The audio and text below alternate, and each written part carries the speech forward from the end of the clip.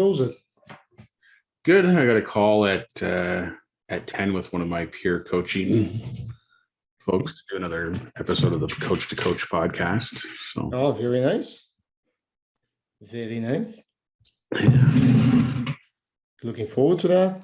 Is that something you're interested? Like, I am. Well, I always find it fascinating,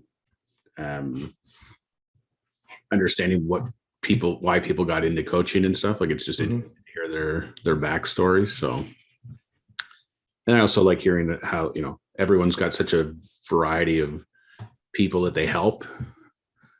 So anyway, I notwithstanding trying doing it to get content and stuff for my site and whatnot, I just enjoy the conversation itself and learning stuff. So it's good.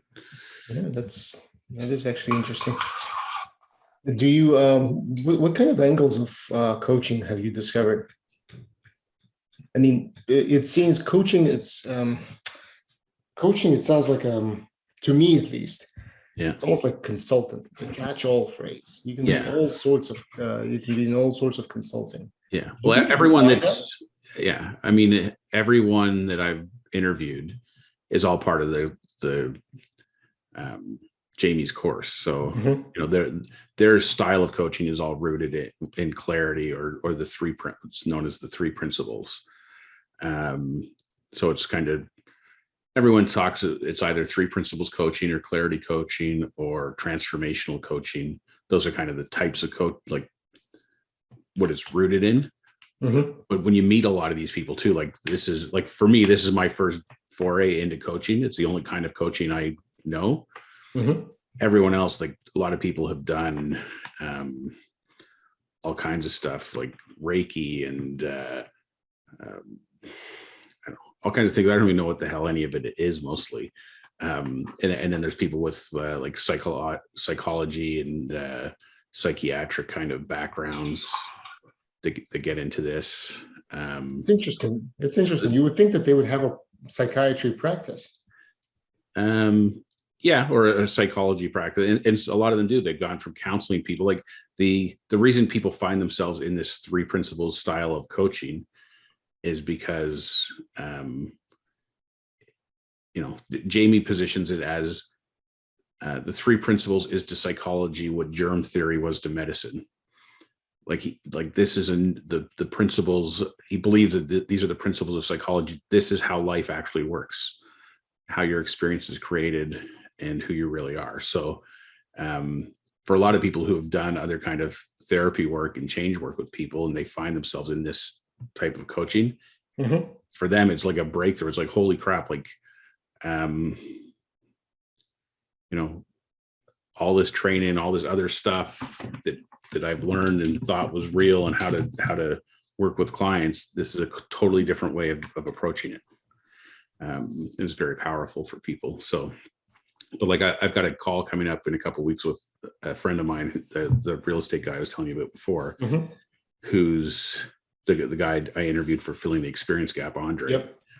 And he's hired, I think, 5 or 6 coaches in his career, and none of them are clarity or three principles coaches, from what I understand. They all have different angles of being, they're life coaches or they're, however they position themselves, and they have different ways of doing it. The one guy that he's had the most impact on his life is a guy out of Ireland.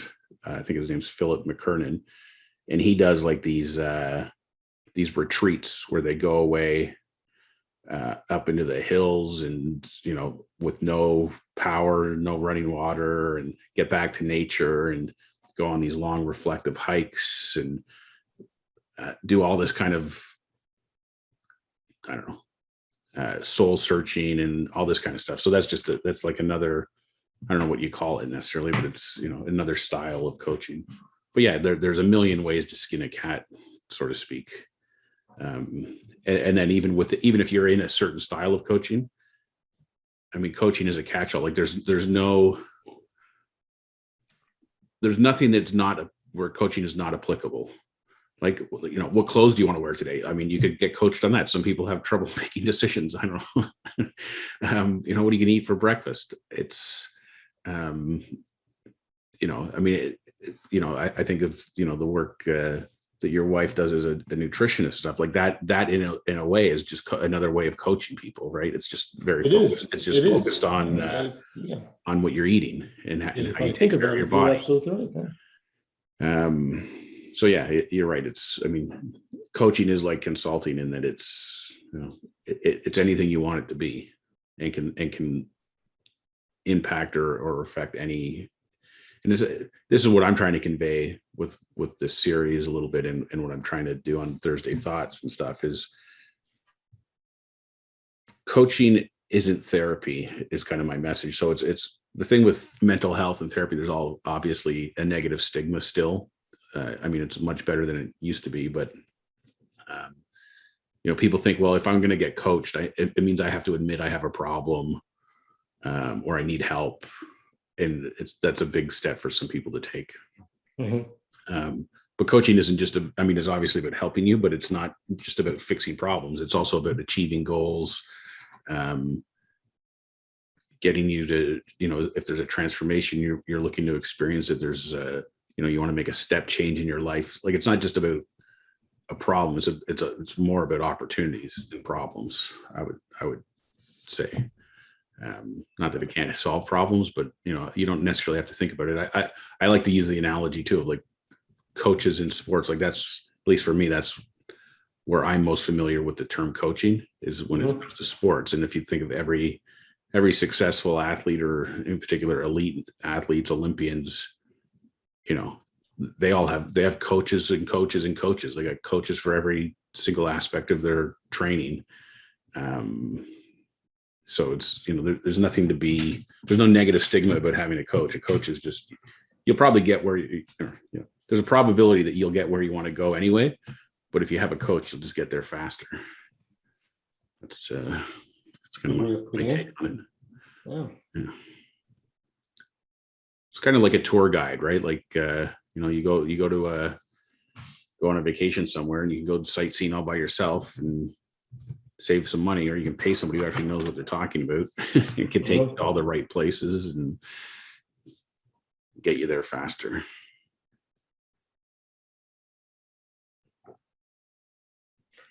Yeah, I can see that. It's almost surprising that this is not something that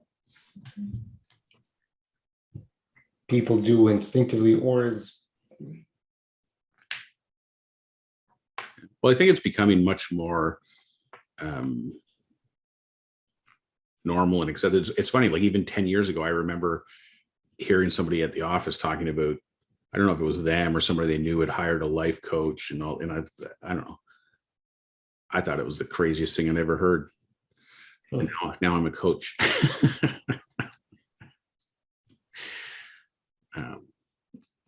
So it's interesting. It is interesting. It's actually very interesting, because it's how should I put this? You never think that you need it, want it, like, or like, maybe that's a bad way of describing it. I guess you don't know the value of it, because no one has talked about this, or. Yeah. Well, it's true. I mean, at the same time, how do you know a coach is good? Yeah. Well, you don't really. I mean, you need to interview them and find out if it's a good fit for you, and if it's a good fit for the coach. I mean, that's one of the challenges of trying to solicit business as a coach. It's like, how much time and energy do you spend trying to convince people that they should hire a coach, versus going after people who already want to hire a coach? They're just trying to decide which coach to hire. Yep. Right. I mean, I suppose it comes back to that cheese thing, but I think that's where doing stuff like these interviews and posting stuff online and talking about experiences and insights and transformations, that gives people context for what's possible. I mean, the basis of this clarity coaching is that the only thing that's going to have an impact on a client or on a person is an insight that comes from them within them. Like, you can tell people all the information you want. I mean, how many people have read self-help books and they just go from one self-help book to the next because they haven't had an insight. Nothing's come from within them. Like, that's what clarity coaching is about, is creating the conditions for people to have insights of their own.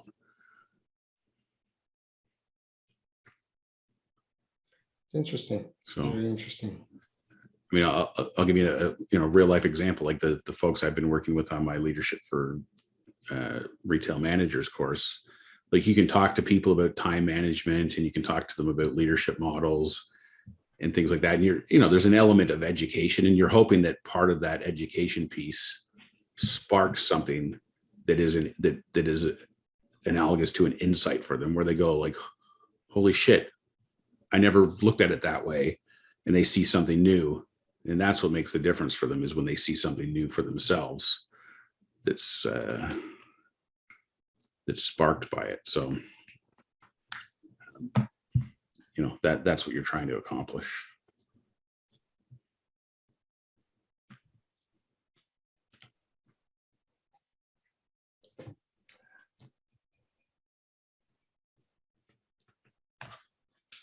Yeah, I guess it's a good conversation. This is almost like a coaching conversation, because it gets me thinking about the fact that all of the stuff, all of the things, not just stuff, all of the things that happen to us in real life, it's just that there are some things that you should be doing that are going to get you, how will I phrase this? What I'm trying to convey is, when I think about coaching, it's a very powerful thing, and it's a very helpful thing if done right. But there are two things that need to happen. One, you need to understand that the value that you're going to get is way beyond whatever money you're going to pay for it. But that's only one tenet, because the second tenet is you have to be ready to act on what you are being told. Like, you have to be invested mentally, not just financially. So those are difficult things to achieve for a normal being. Yeah. In my from where I sit. Yeah. I mean, the way to think about what you're paying for part, like, Jamie pounds away in his course of it. Like, people aren't paying you for your coaching. They're paying you for the results that they're going to get from working with you. They're paying for the impact, right? Like, that's the value. Yeah. And I mean, one of the misconceptions of this work, and I kind of find a lot of parallels with the real estate, oddly enough, is that most of our thinking around compensation is somehow related to, like, industrial revolution, money for time, right? How many hours of coaching am I going to get for this price? And it's not about, if I could coach you for 1 hour and get you the result you want, what's the value of that result? Regardless if it takes 1 hour or 100 hours, it's the result that's where there's the value, right? So when I say it reminds me of real estate, it's like, I always thought of real estate as the only profession where if you do an amazing job and you sell the person's house for more than they want on the first day, they're actually upset because they feel like, I paid all this commission and this person hardly had to work. Meanwhile, you're not paying for their time, you're paying for the result. Anyway, and coaching's a little bit like that too, but and this is why Jamie like a lot of his training is focused on what does the client want? And a lot of people are just like, well, I just want to coach people. So, hey, do you want some coaching? Sure. Okay. Why don't you hire me? And they haven't even gotten to what it is that the person wants. Like, what are you trying to help them accomplish? Like, you're not just coaching for the sake of coaching. You're actually trying to accomplish something.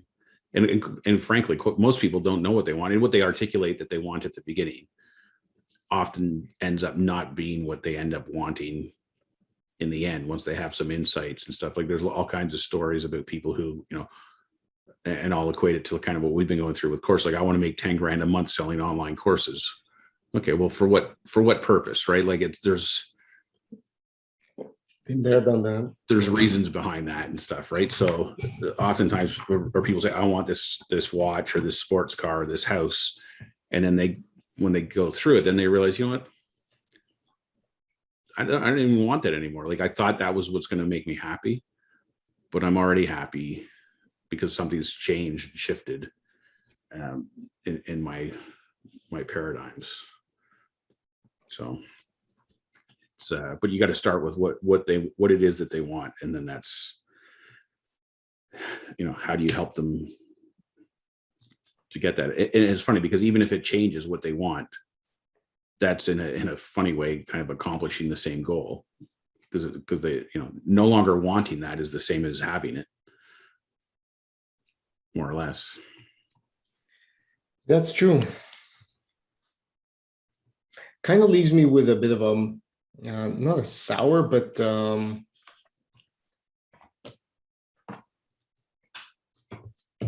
don't know. It feels like a low tone, like a low A low bar? Huh? A low bar? No, not a low bar. It's just you know how you say, "Oh, this ended on a high note," but this feels like it's a conversation on a low note. And I don't know why that is. Well, what are you thinking about? Well, oh, stop giving me that crap.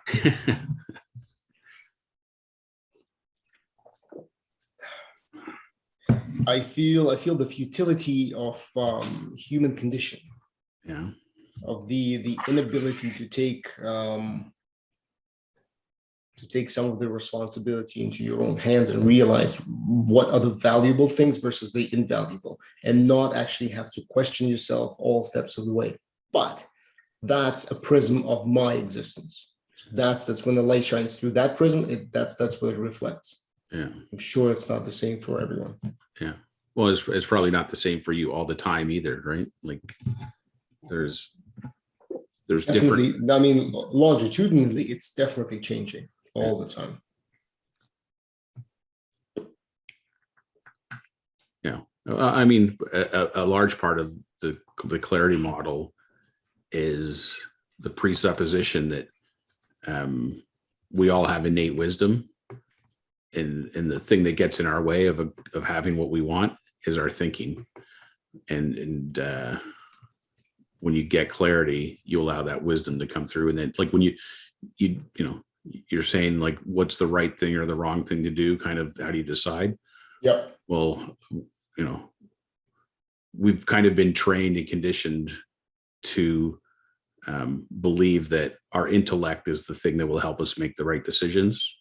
Mm-hmm. When in fact it's our wisdom, which is not the same thing. Yeah. But when you're overthinking, you can't. Your wisdom's there. It's just you can't hear it because the gears of wisdom of intellect are grinding away too loudly. Yeah, you, Greg, I have to say you got very good at the analogies and metaphors and visualization techniques for the concepts that you try to convey. So I say that without any sarcasm, despite the fact that my smirk is on my face. It's funny because I've been listening to probably at least an hour a night of coaching. So part of the materials I have from the courses, mostly from the course that I'm going to be taking next year, because you get all this material up front. Mm-hmm. It's like hours and hours of coaching calls of Jamie and former students. It's funny because last night, the one I was watching, this series that I'm watching now, it started at the beginning of 2020. Mm-hmm. And I think I'm on the 4th week of calls where the pandemic is just starting. So a lot of the coaching now is one of the ones last night was a lady whose mom is terminally ill, and she's, her mom only has like a month to live or something, and she wants to go visit her mom, but because of the risk of the coronavirus, and this is early days, right? Like nobody really knew what the hell was going on, and she's like torn between like, visiting or not visiting, and then even visiting wearing masks and gloves and all kinds of stuff, and not being able to hold their mom's hand. And I don't know, it was quite an emotional, it was almost, I had the thought last night when I was listening to this, like maybe I should just skip this series because it's a little, it's too soon. Too close to home. It's too soon to go back to the beginning of the pandemic, like and rewatch this kind of stuff. But it just kind of hit home, like this is the kind of stuff, you know, even though we're kind of coming out of it. I mean, I guess it depends on how you look at it, whether we're coming out of it or not. But the mental health toll that this whole pandemic has put on people is like nothing in history. And I mean, you can equate it, I guess, or, you know, I know a lot of people have joked like, oh, well, you know, other generations have had to deal with like world wars and, you know, some pretty grisly things. But, you know, this is different, but it's no less impactful on people's mental health. Yeah, and I find, and I have a sinking feeling that this is, I mean, everything in human existence is self-inflicted. Obviously, it's kind of just the way it is. But I don't know if this is one of those situations where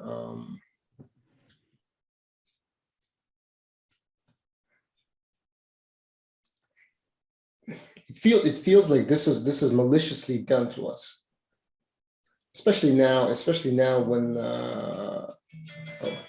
just 1 sec. Sure. 1 sec.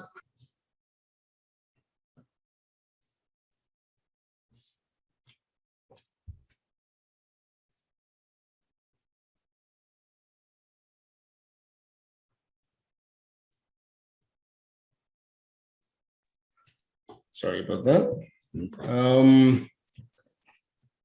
Maybe I'm wrong because one could argue that world wars were also self-inflicted. I mean, it's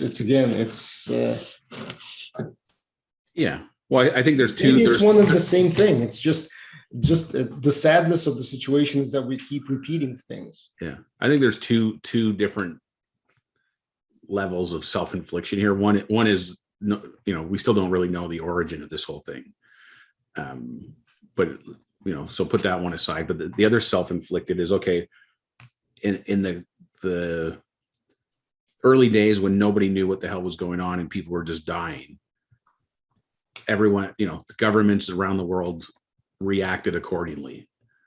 Let's just, for the sake of argument, just say, okay, everything they did in the beginning was appropriate with the unknown. Yeah.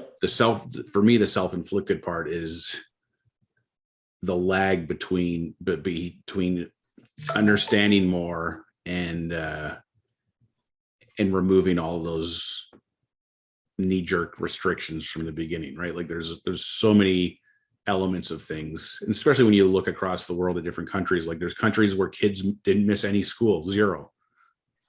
Yep. And then you know, Canada, US, kids missed, you know, and not maybe missed entirely, but for the most part, a year and a half of their life was like, is gone. Like my daughter did a video last night that I was helping her do some editing on for her. She's on this thing called ARC Crew. She's at her school's Joan of Arc. So this is like a senior students helping grade 9s acclimatize to high school. Mm-hmm. So she's in grade 12 and she's working with a guy who's in grade 11. And they were talking, and my daughter was saying, like, she feels like she's still in grade 10. And the guy's going, yeah, I feel like I'm still in grade 9 because, like, when the pandemic started, he was in grade 9 and now he's in grade 11. And like, it's almost like that 2 years of school didn't exist for them. Like they, you know what I mean? Like they blinked and they find themselves, like my daughter's in her last year of high school. And she's like, I don't even feel like I've hardly been in high school, because the reality is she hasn't been.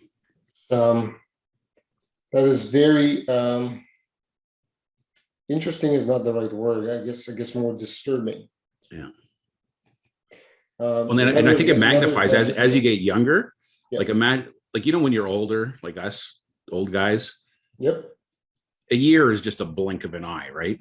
It And is. I'm sure you see this with as soon as you have children, you kind of realize how fast they grow up and Yes. change. Yes. But when you're It's young, like a year is like a lifetime. Like when you're only 6, like 1 year is 1/6 of your life. Like it's a so imagine all these young kids who've lost 2 years of their life. It's it's I don't know. That's what's going to be interesting.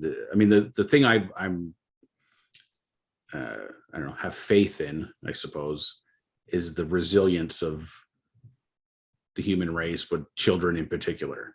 So I'm hopeful that this won't be the disaster that it might otherwise be because of that resilience. But yeah. you've got a young son. Like I'm sure there's so many, like the last 2 years for him have been much different than they otherwise would have been.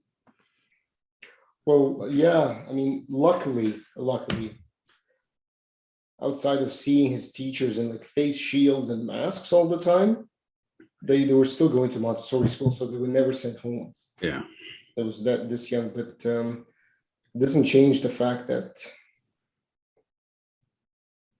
it's I just hear stories, and I don't know, like kids getting yelled at, like berated because they don't have their mask on properly, or kids are standing too close to each other or touching each other. I don't know, like all these things that are just natural expressions of being a human. yeah. And what the psychological impact of all that will have on people as they grow up. I mean, the good news as a coach is the coaching industry is about to explode because everyone's going to need coaching more than ever.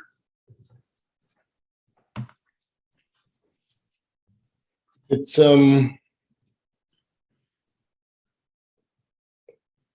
yeah, it's a terrible situation. Just like the people coming out of the Second World War were always very rationing stuff, Yeah. preparing, like being very what's the word? Never wasting things. Yeah.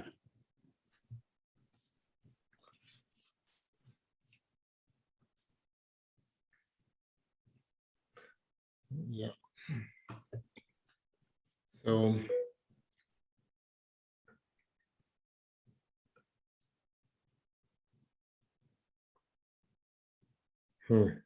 anyway, it's the coaching business is going to explode, that's for sure, based on just little recap.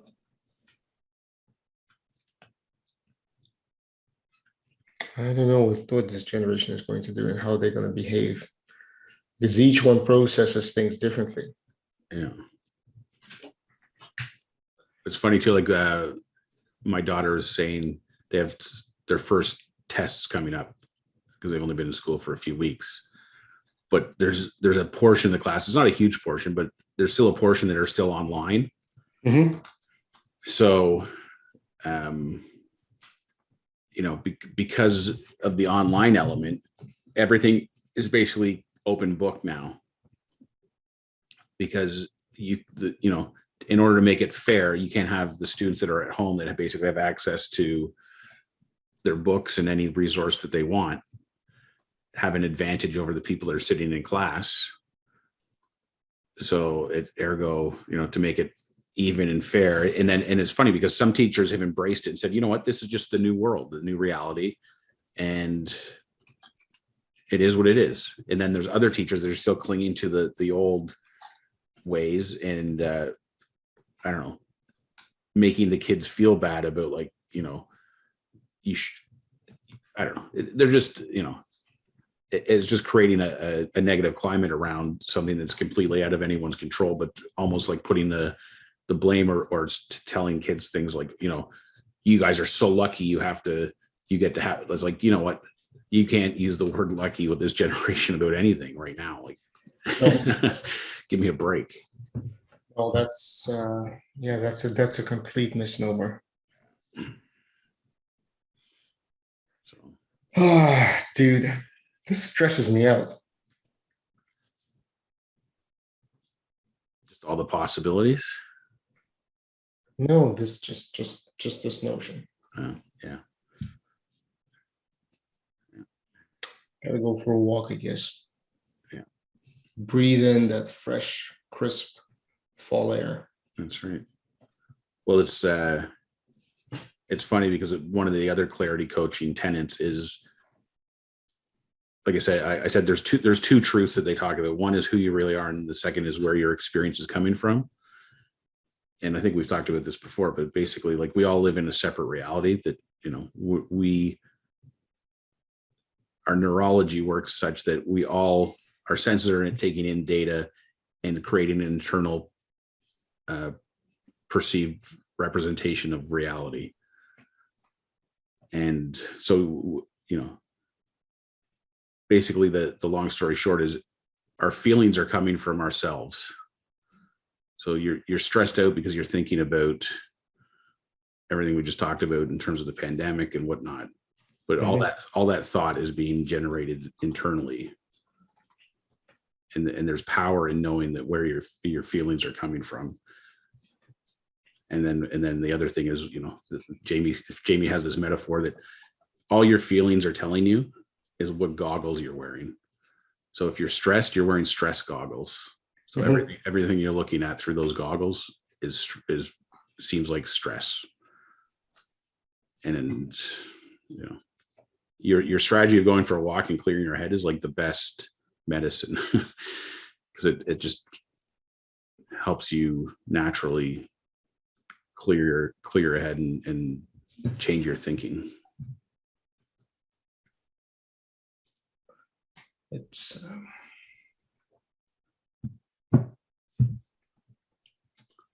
anyway, there's no point dwelling on it, because this is it's one of those things that even if you talk about this at nauseum, it's not changing the situation, unfortunately. No.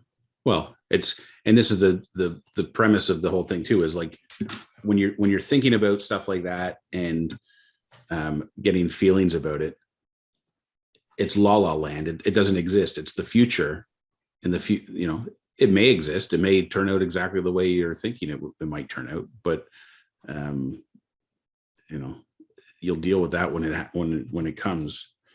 In the meantime, you're better trying to live in the moment, in reality. Yeah, that's right. True. And some of that is, you know, well, what can I do today to make a difference so that the future I want comes to fruition versus the future I don't want. That's good. Those are good things to think about.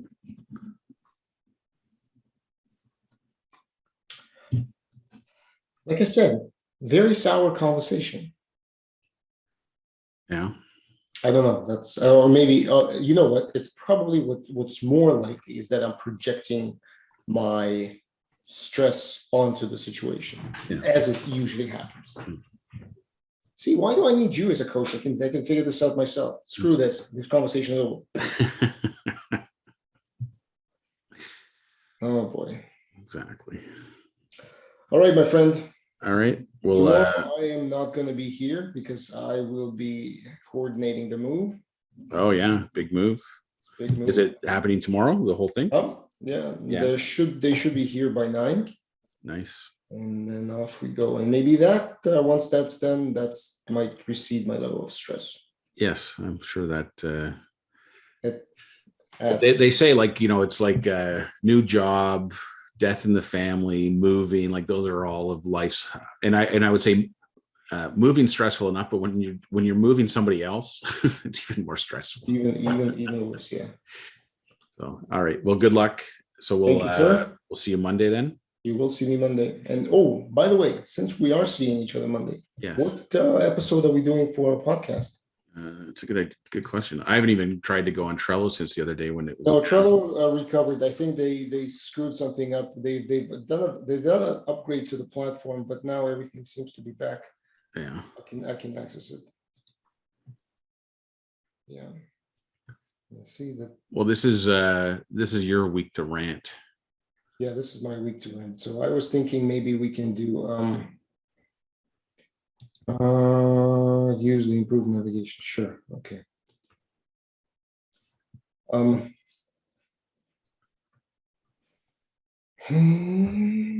What does it mean to have a job? How's that one strike you?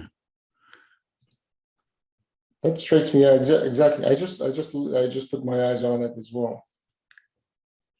Seems rather timely, Yeah. given the transition you're about to go through. Yeah, let me noodle on that, because All right. I'll need it might have to be one of those off the cuff conversations, just because I know that after the move tomorrow, there's going to be a lot of shelf installation, like all the, Yeah. because again, I'm not going to be as available if everything kicks off next week with Royal Bank. Yeah. All right. All right. Well, if you Yeah, what decide does it on mean to have a job? one, just ping me over the weekend or whatever and let me know. Sorry? If you decide which one you want to do, or No, I decided. What does it mean to have a job? okay, we'll do that one. Okay. Yeah, I think unbeknownst to both of us, when before you said it, I already laid my eyes on that topic. Yeah. All right. Excellent. Talk to you Monday. I must have telepathically picked up on it. It's just a year too long. I mean, it's next thing you know, these calls are going to be like silence for 5 minutes. Like, yeah, I agree with you. I hear you. All right. Yeah, I hear you. Leave. All right, See you, man. man. Good luck. Bye. Bye.